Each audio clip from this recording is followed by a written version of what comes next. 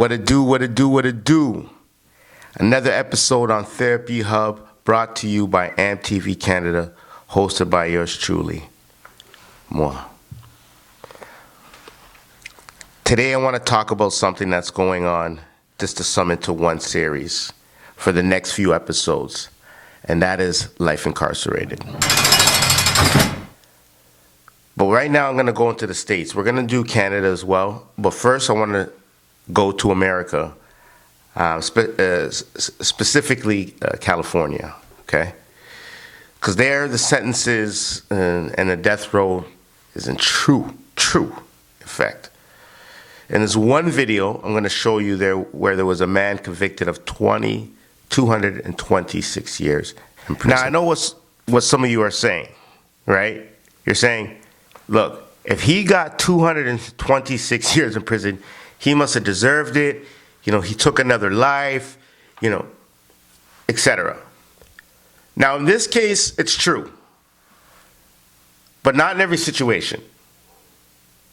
And we got to really remember that, and we got to have an open mind to that. Not in every situation. And actually, throughout the next few episodes, we will be talking about some of those sentences. As I said, we're going to be talking about different sentences, different incarcerations, handed down to people wrongfully convicted also, okay? And a few other things. Now, in this story, the young gentleman, his name is Deshawn. Now, Deshawn's story, he fully admits his crime and confesses to some details on an interview that we're about to watch. What was your initial sentence? 226 years to life? 226 years to life? Absolutely. Somebody could get stabbed in the yard and it's nothing. Which is a normal program. Somebody get killed on the yard and it's nothing.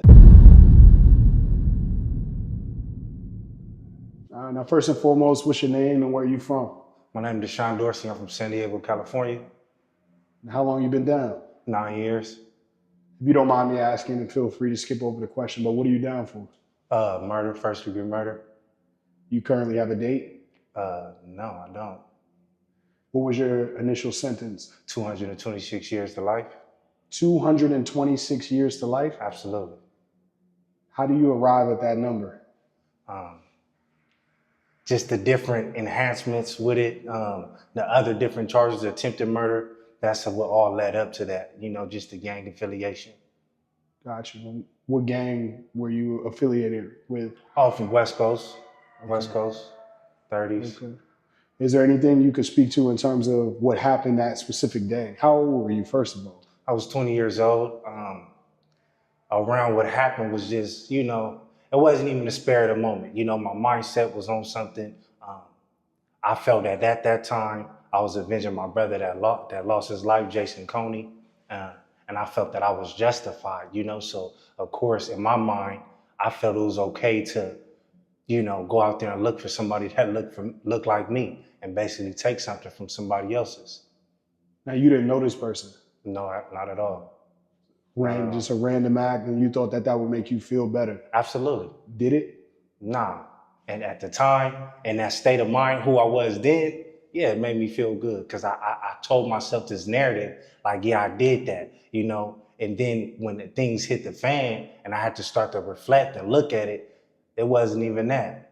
I just took somebody that wasn't even affiliated, So to sit there for so long believing something and telling myself this is what it was, it really wasn't. So I was full of myself the whole time. Now, how long was it after that you ended up getting caught? Probably like 7 days later, a week later. Did you feel it coming in that 7 days? Were you I was very much shoulder? aware. I was very much aware just based on the acts that was leading up to that. I was aware that it was just a matter of time, so it wasn't a shocker to me when it happened, It wasn't a shocker. Now, how long after did you start feeling a sense of regret or remorse? I would say I went to the hole in 2021, 2019, I believe it was, or 20, and that's when I was back there in the hole. So when I was back there in the hole, of course, I had my brothers reaching out to me like, what's wrong, what's going on? Of course, I was in denial, like, man, nothing wrong. You know, I had an assault on the police and I felt like, hey, you know, I'm not really tripping. But just the letters, the content, my mom reaching out like, man, what's up? Like, what's wrong with you? Like, it seemed like you slipping into the dark. For me, it just made me reanalyze everything. And then I had a neighbor, right? And his name was Hot Wheels, right? So he had told me one day, like, man, when do you start living your truth? And that was my aha moment. So from that moment, I just start to look within myself internally. And I start to do certain things to make me face myself. Then later down the line, over time, I think my actions start to demonstrate differently because the remorse, it wasn't even just me feeling it. It was just me showing it, right? And that caused me to really, you know, basically leave the politics alone. Tell myself, look, I'm not doing that no more. This is what I'm on because I'm doing it for Deshawn, you know? Now, I didn't show the whole video because I wanted y'all to go actually check out this gentleman's page. It's called Between the Lines. It's on YouTube. I put it up on the screen there so you can see it. Go ahead, subscribe. Yeah, he has other content as well and interviews people that are incarcerated, and then he shares their stories.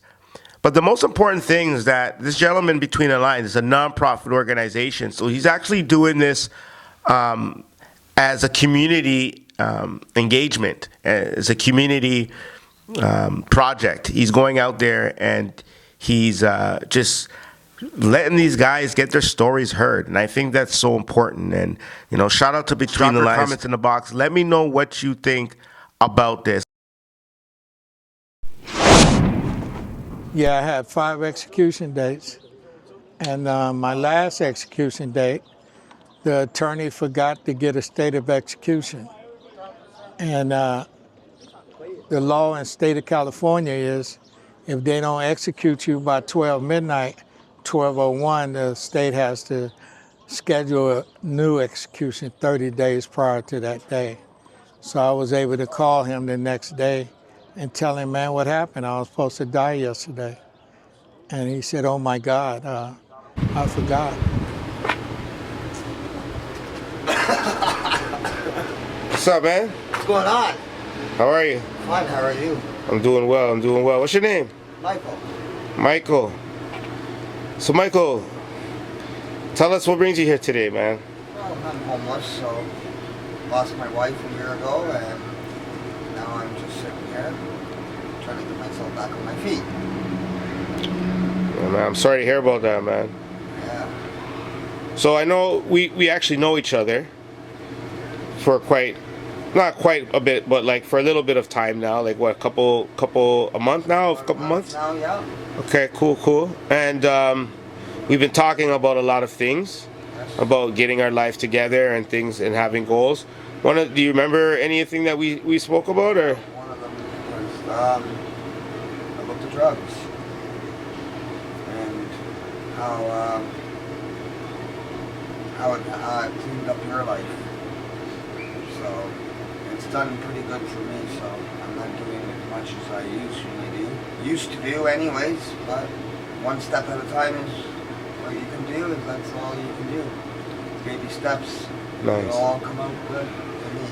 And Mike, one thing I want you to let the people know, what are you doing? You're trying, right? I'm trying. And that's all we can do, right, buddy? That's right. That's all you can ask from a person. Yeah. We're all human. We all make mistakes. We just have to learn from it. Exactly, man. Now, Mike, I know I haven't really been a great friend. I only brought you one sweater today. It's better than nothing. I appreciate it. You know I got your back, though. You know I'll try to do what I can for you, right? Yeah, it helps. It helps. Hey, if it keeps you warm, it keeps you warm, you know? For real, man, for real. Something's better than nothing. Yeah.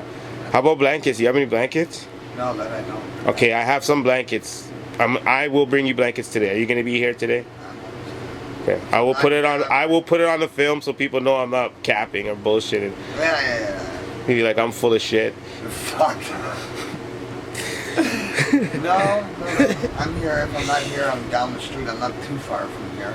Or I'm over there charging my phone. One of the two. Mike, I really like you because this is a special addition to my vlog where I wasn't even supposed to talk. Nobody even knows it's me doing the street walk tours, but today people are gonna know because my homie Mike and I had to have it had to be. It had to be a talk. Yeah, word. It had to go down, yo. All right, dog. So, yo, listen. Is there anything in this world that you want, or that you need, or that you would need help with, or anything like that? People can try to reach out to you because you are looking for the help. You do want the help. Yeah. You know, it's just the support system. So, kid, is there any way that people could reach out to you if you need anything? You said you need clothes for the winter, some sheets and stuff like that.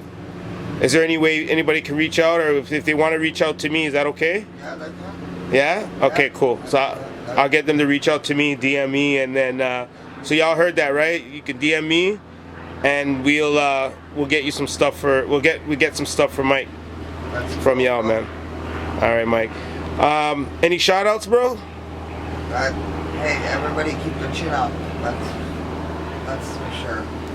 And any positive message for other people that are going through the same thing like you, like a brotherly love message. Well, anybody that's going through what I just went through, hopefully they use their head a little bit and clean up a little bit, because it's not worth it. Okay, man. All right, Mike. We love you, bro. That's okay. Cool.